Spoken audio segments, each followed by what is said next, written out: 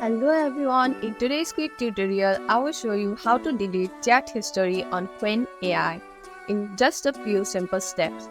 If you want to clear your conversation history from privacy or a fresh start, this guide is for you.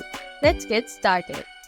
First thing first, open up the Qwen app on your phone, then log in into your account if you haven't already. Once you have logged in, look into the chat history section usually found in the sidebar or setting menu. Click on it to view your previous conversation. To delete a specific chat, find the conversation you want to remove and look for the delete or trash can icon. By tapping on it, you will be able to see delete option.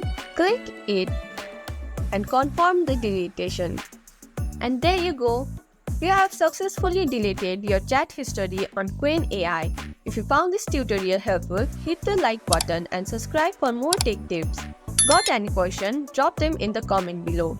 Thanks for watching and I'll see you in the next video.